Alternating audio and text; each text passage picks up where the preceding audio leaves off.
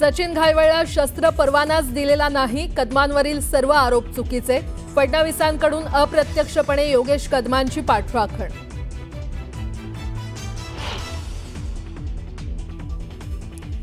राजकीय कारकीर्द संपुष्टात आणण्याचा प्रयत्न, छोटी मोठी वादळ आली म्हणून पर्वत हलत नाही, विरोधकांना गृहराज्यमंत्री योगेश कदमांचं उत्तर।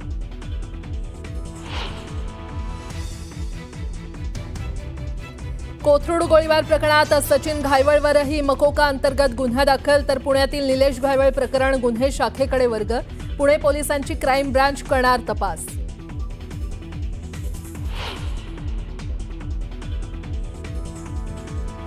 छत्रपती संभाजीनगरमध्ये उद्धव ठाकरेंचा हंबरडा मोर्चा, पूरग्रस्त शेतकऱ्यांच्या विविध मागण्यांसाठी उद्धव ठाकरेंसह कार्यकर्ते मोर्चात होणार सहभागी।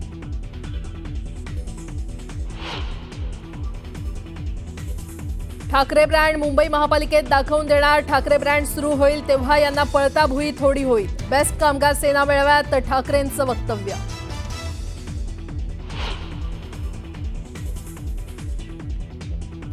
पुण्यात उपमुख्यमंत्री अजित पवारांच्या पहाटेपासूनच पाहणी दौऱ्याला सुरुवात, वारजे चौकापासून वाहतूक कोंडी आणि रस्त्याची अजितदादांकडून पाहणी।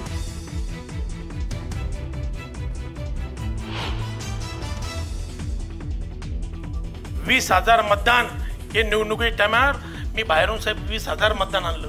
माझ्या मतदारसंघातलं 20,000 मतदान हे बाहेर स्थलांतरित झाले होते, त्या लोकांना मी मतदानाच्या दिवशी घेऊन आलो साहेब।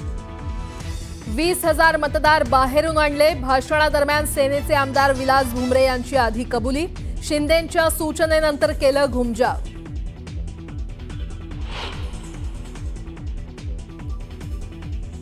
आणि भिवंडी महानगरपालिका क्षेत्रात शनिवारी सकाळी 9 ते रविवारी सकाळी 9 वाजेपर्यंत 24 तासांसाठी पाणी पुरवठा बंद, नागरिकांना पाणी जपून वापरण्याचं आवाहन।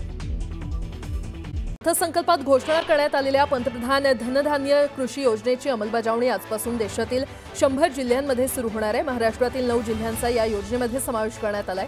केंद्र आणि राज्य सरकारच्या विविध योजनांच्या एकत्रीकरणातून कृषी उत्पादनात वाढ करण्यासाठी ही योजना सुरू करण्यात आली आहे। रेल्वे रूळ, ओव्हरहेड वायर, सिग्नल यंत्रणा आणि अभियांत्रिकी कामं करण्यासाठी रविवारी हार्बर मार्ग आणि पश्चिम रेल्वेवर ब्लॉक घेण्यात येणार आहे। मात्र छत्रपती शिवाजी महाराज टर्मिनस कल्याण दरम्यान मुख्य मार्गावर कोणताही मेगा ब्लॉक नसेल।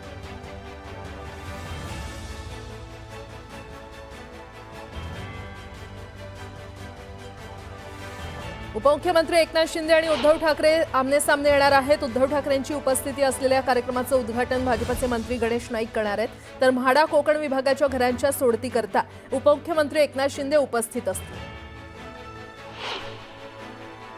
मनसे आणि शिवसेना उभाठा पक्षाचा पहिला अधिकृत मोर्चा ठाण्यात निघणार आहे। ठाणे मनपातील भ्रष्टाचाराच्या मुद्द्यावरून हा मोर्चा काढला जाणार आहे, त्यामुळे राज ठाकरे आणि उद्धव ठाकरे आगामी पालिका निवडणुकीमध्ये एकत्र लढणार का यावर चर्चा सुरू झाली आहे।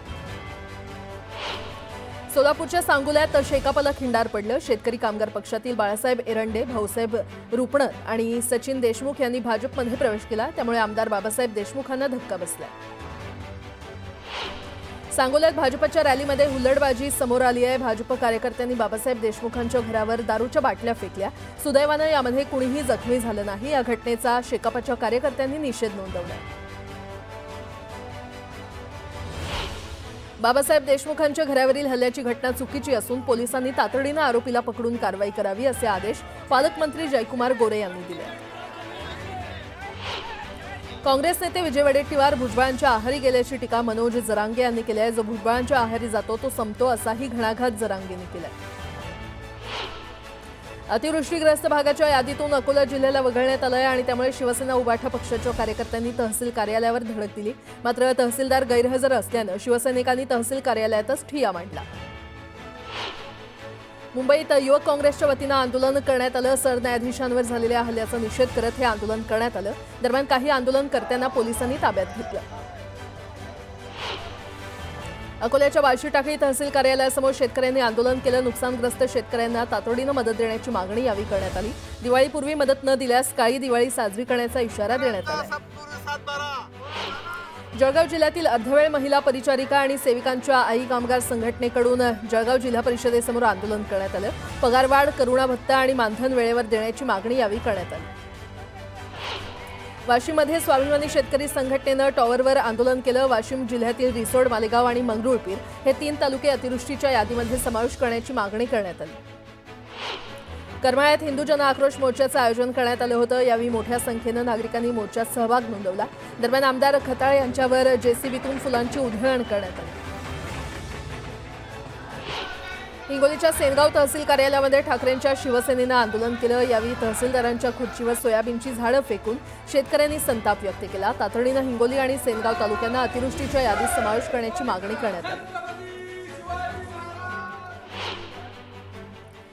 आता एक सविस्तर बातमी। राज्यामध्ये स्थानिक स्वराज्य संस्थांच्या निवडणुकीमध्ये पडघम वाजू लागले असतानाच शिवसेनेचे आमदार विलास भुमरे यांनी शिवसेनेच्या कार्यक्रमात केलेल्या एका वक्तव्याची सगळीकडे चर्चा आहे। विधानसभा निवडणुकीमध्ये आपला अनुभव सांगताना विलास भुमरे यांनी चक्क 20,000 मतदार बाहेरून आणल्याचा दावा केला। पण भुमरे बोलले ते सुद्धा त्यांचे पक्षश्रेष्ठी एकनाथ शिंदे यांच्या समोर। व्यासपीठावर शिवसेनेचे आमदार असताना भुमरेंनी हे वक्तव्य केलं। भुमरेंच्या वक्तव्यामुळे वादाला निमंत्रण मिळू शकतं याची कल्पना आल्यामुळे उपमुख्यमंत्री एकनाथ शिंदेंनी विलास भुमरेंना थांबवत त्यांना स्पष्ट बोल असा सल्ला दिला। मग काय, भुमरेंनी तातडीनं आपल्या वक्तव्याची सारवासारव करत स्थलांतरित मतदार आणल्याचा खुलासा केला। एकीकडे भुमरेंनी या वक्तव्यावरून सारवासारव केलेली असली तरी विरोधकांनी मात्र यावरून त्यांना घेरले। विधानसभेच्या निवडणुकीमध्ये जवळपास 20,000 मतदान हे निवडणुकी टायमावर मी बाहेरून साहेब 20,000 मतदान आणलं आणि त्या निवडणुकीत मला त्या मतदानाचा 100% फायदा आला। 10 जणांना तिकीट मिळणार नाही। सर्वजण त्या पदाचे उमेदवाराचे कॅपेबल असतात। बाहेर होतो त्यांना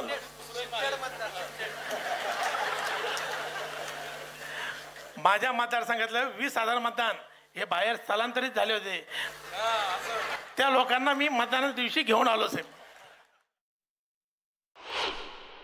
जे त्यांच्या मनात होतं तेच त्यांच्या तोंडात आलेलं आहे आणि हे त्यांना नाही तर सर्वच उमेदवारांना माहिती आहे की ही मतं कशी त्यांना मिळवलेली आहे।